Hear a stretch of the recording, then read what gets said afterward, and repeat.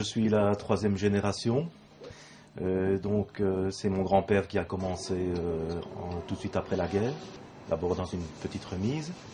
Et au départ, nous étions uniquement un atelier d'usinage, un atelier de mécanique de précision, donc usinage, tout ce qui est pièces en acier et en métaux durs ou autres.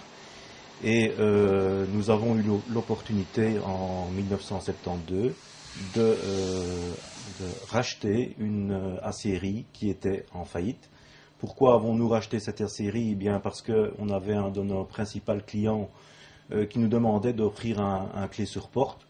Donc nous devions commander notre matière dans une autre aciérie. Il y avait cette aciérie qui s'appelait Aciérie des Eaux, qui était en faillite, et nous l'avons repris et modernisé. Au niveau du rachat de cette aciérie, ça nous a permis d'avoir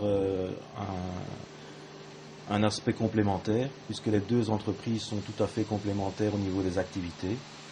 En commençant par l'aciérie, qui est donc la fabrication des pièces brutes. Donc nous fabriquons tout ce qui est pièces brutes en acier moulé. Donc on réalise un moule en sable chimique, en durcissement chimique.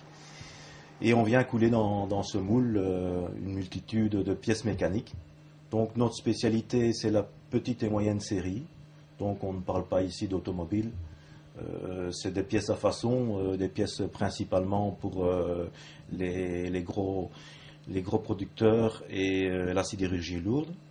Donc là, nous avons 20 à 25 personnes en aciérie pour la réalisation des pièces brutes.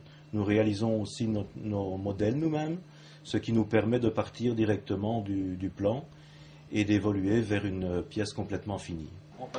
Et à cela vient s'ajouter l'atelier Sonneville, où là nous occupons 30 à 35 personnes.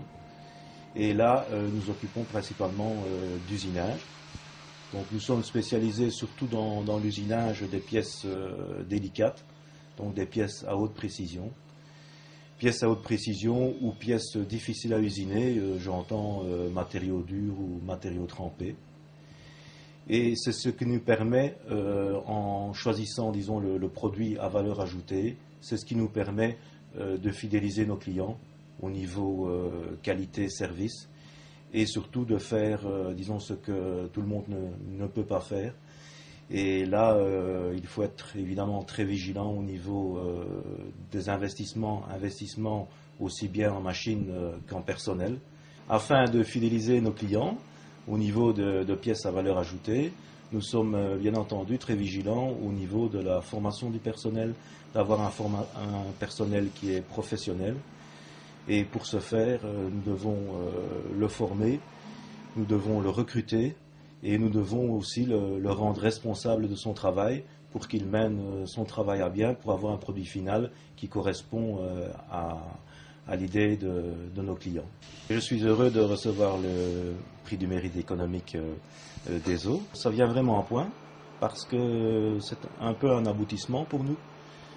Justement, l'année 2008 nous a donné de bonnes retombées au niveau économique et au niveau de notre clientèle qui est très contente de nos services.